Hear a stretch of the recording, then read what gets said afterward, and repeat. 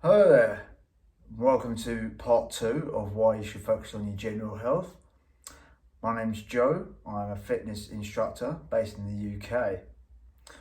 Now in part 1 of the video series, which the link is down below if you haven't seen it, we go into the reasons why you should focus on your general health regardless of what your fitness goals are.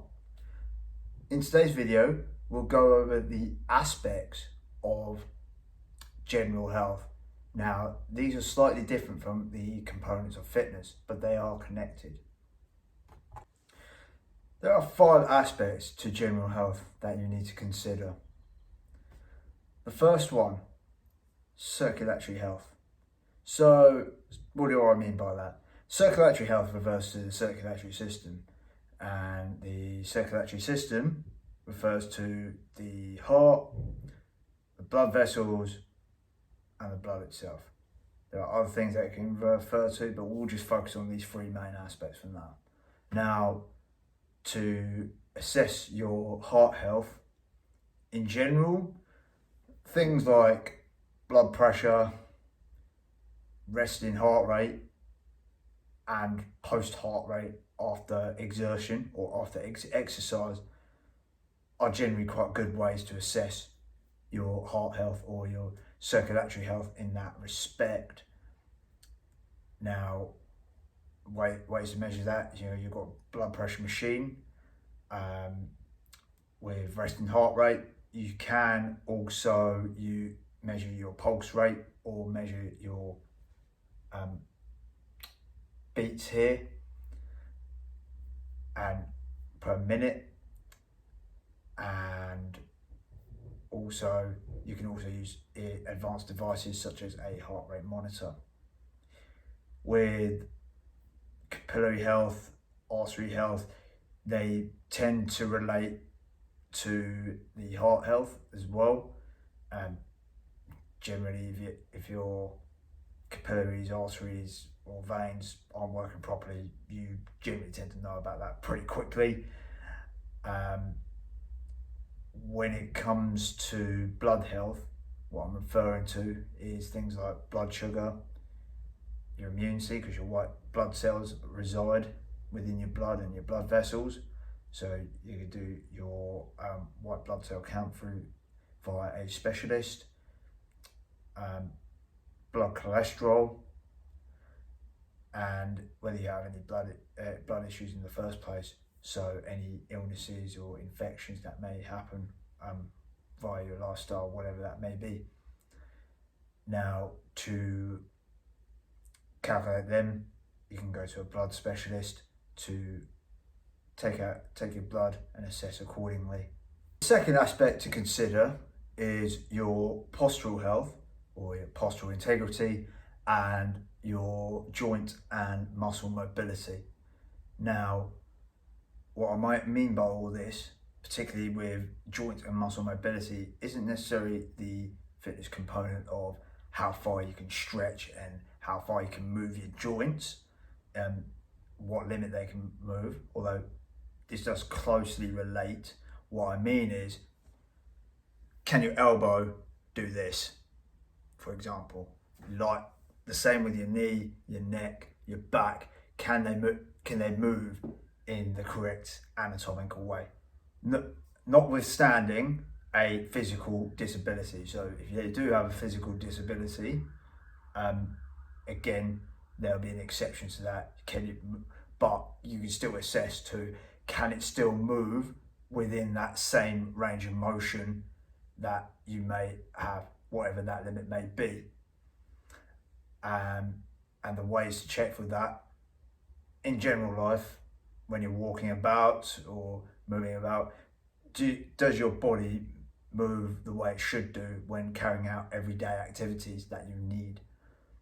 And can your joints move in the same ways that is anatomically correct, i.e. can your head turn here or here? I just heard a little click there. Can your spine move in the different ranges of motion, for example? Yeah. Or does it move a lot more than usual which may influence how you train at the gym. Now, other ways you can assess that as well, if you're not fully sure, is to speak to a movement specialist, such as a chiropractor, osteopath, or physiotherapist, or a qualified body mechanic movement specialist as well. You can talk to them and consult them on such issues, and they'll check like the number of your body mechanics, or a good specialist will check all your body mechanics and check that the body's moving in the correct way.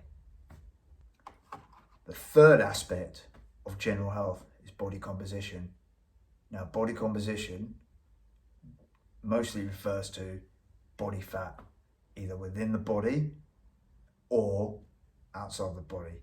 So the technical terms could be subcutaneous fat, which is underneath your skin, or it could be visceral fat, or some people call it brown fat, where it is fat that is surrounding your organs to protect them. Now, with a higher body fat percentage, there is generally a higher risk of illnesses and injuries when it comes to high impact exercises. Ways to measure body fat: you can either use caliper methods. There is a number of caliper methods that are online. I may even go through some as well. There's also the electronic methods, which not only measure body fat, but can measure your hydration levels and various other internal aspects of the body as well, such as bone density, etc., which is also very important. Now, with body composition, you can also measure it using a body mass index, or BMI. Now, for those that are unaware of BMI uses the weight of an individual and the height, and then puts those calculations together in a formula, and then it comes out with a BMI score, or body mass index score. Now, the higher the score, the more obese you are classed at, and then the lower the score, the more underweight you are classed at. And then obviously there is normal in the middle as well.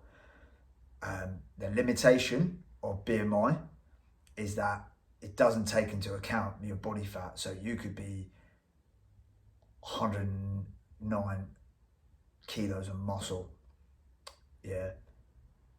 but then you're bit and 5'7", 5'8", because you're in a sport where it requires you to be that big, like rugby, for example, and you take a BMI test by itself, it will class you as pre-obese or obese. Now, limitation there again doesn't take into account how much body fat that person has. That person could have 10% body fat, which is a pretty good score, but yet, according to BMI, their class is pre-obese or obese. If you are going to use BMI, I would highly recommend using waist circumference, so measuring somebody's waist, so as to get a bit more of an accurate measure of where the person is, or where you are with your body composition. Fourth aspect is respiratory health, or the respiratory system health. Now, with the respiratory system, it is slightly different. When I say slightly, it's actually different from the circulatory system. However, it is strongly connected to the circulatory system. And the respiratory health refers to your lungs mainly, and the airways. So specifically, how good are your lungs?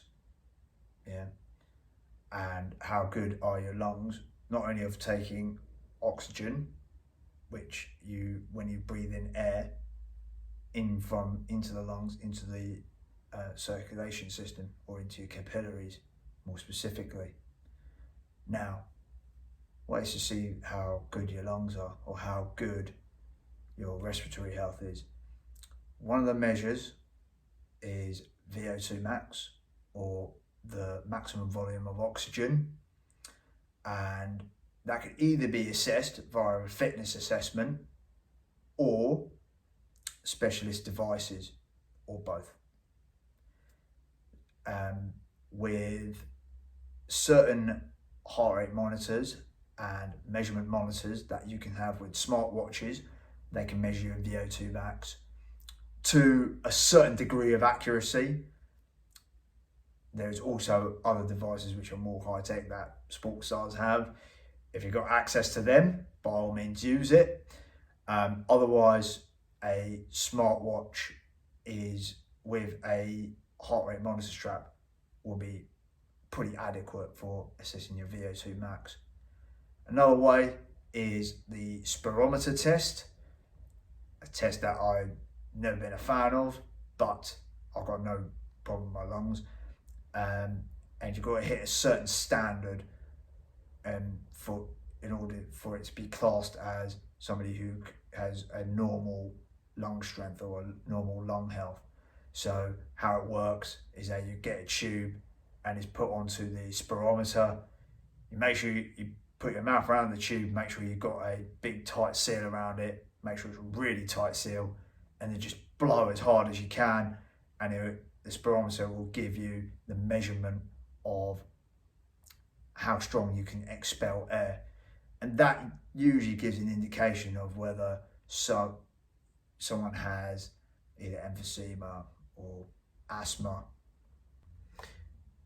Another more simpler way to assess your respiratory health every day is, do you find that you get tired easily or breathless easily from doing just everyday activities? Do you find walking up a flight of steps easy, or do you tend to get breathless after you get to the top of the steps? That's one question to ask. Or do you find that you get breathless from walking from one shop to the other in a mall, or walking from home to your local establishment, wherever that may be, a pub or a shop? Those are things you need to assess. So if you're finding that you're getting out of breath from that, usually a pretty good indication that you need to work on your respiratory health or work on your cardiovascular health. Okay, so that's my video for today. Thank you for listening in. If you like the video, click like and subscribe and share with all your friends and family. And I'll see you on part 3 of this general health series. The 5th aspect of general health is mental and emotional health. Now, this is quite a big topic in itself, and I'm not a qualified expert in this, so we won't go too extensively into it. However, with mental and emotional health, generally my only advice with that would be just assessing feelings and thoughts from a day-to-day basis. If you can, assess whether you are either chronically stressed during the day, or are you feeling more happy and relaxed during the day.